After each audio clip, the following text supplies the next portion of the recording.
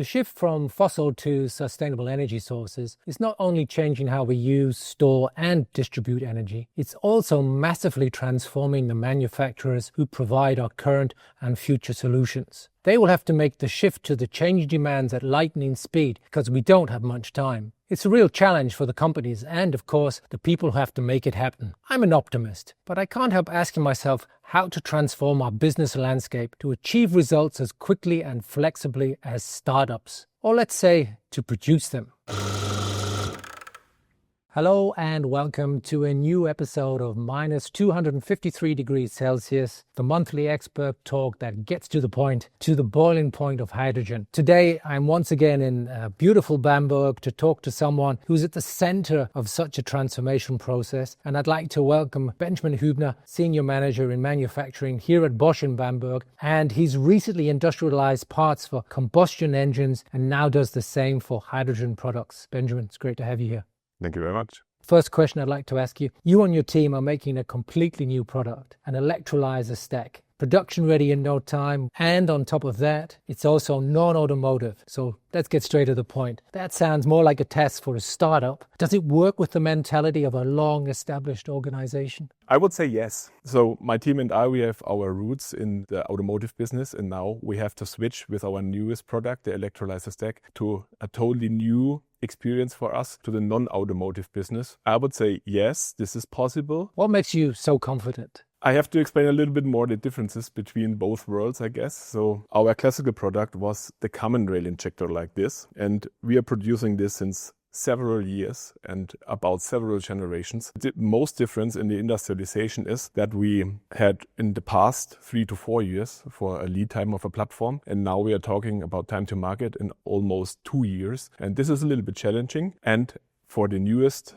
product, we have also no predecessor, no available value streams where we can base on. And this is the reason why we not only feel like a startup, we have to act and adapt our processes and methods like a startup. How did your launch actually work out? I would say we have one strength, and this is our experiences from the automotive business. Now we have the requirements from the startup. And one really good example is the build-up of our electrolyzer stack Technicum. And this is our first production environment here in our Bamberg plant. So we started with a greenfield approach. So this is untypically for such a long established production plant. And we had to found and empower a suitable area for that and need a reconstruction of this area based on facility topics. And then, of course, if you have the environment, you need to bring machines inside for a total value stream. We plan, order, and introduced our new specific machines which you cannot buy on a catalog. So this is only possible because we have the structures and a special machinery shop. And I'm really proud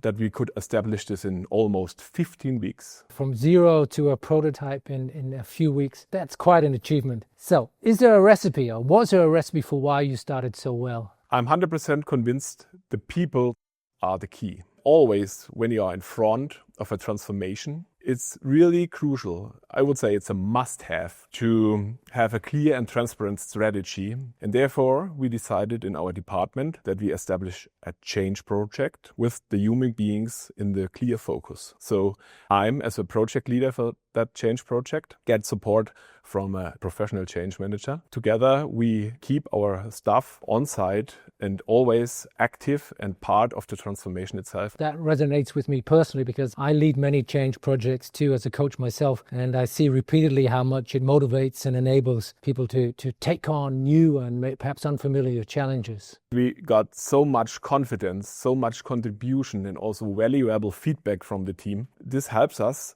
to stay at all with a high motivation and really a high flexibility.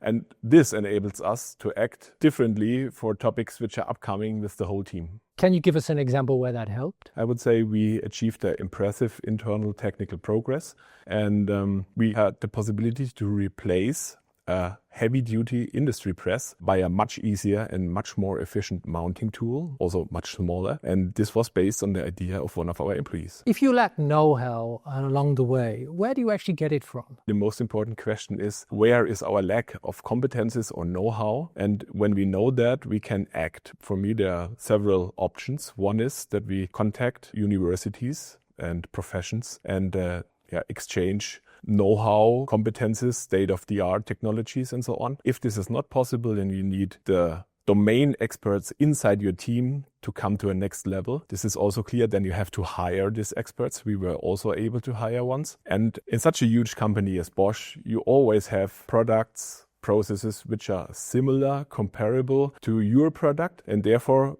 for example, we have also in our plant new hydrogen components, and there we made a lot of lessons learned in the beginning. And of course, we had a lot of synergies, and we started not from zero, from the ground. We could step in on a much higher level. Ben, if you had to name the 3 most important factors that make your transformation successful, what would they be? As I said, for me, one of the key factors are the people. And I think if you have motivated people, if you have motivated employees with a lot of competences and experiences, you are well prepared. And then you need a diversely set up team. So that means the team needs to work in a simultaneous engineering process. This is how we do it. And then at least the teamwork and also the network keeps you fast. So when you think about your work in the future, in 2050, what do you think would have changed? No need to think twice. We will be in a phase of optimizing our serious production of the electrolyzer stack. And I'm also sure, on the other hand, we will have extended our competences and our working models by the start-up experiences. I believe and I hope that also in the future we will have the need to industrialize new products for the global market trends. And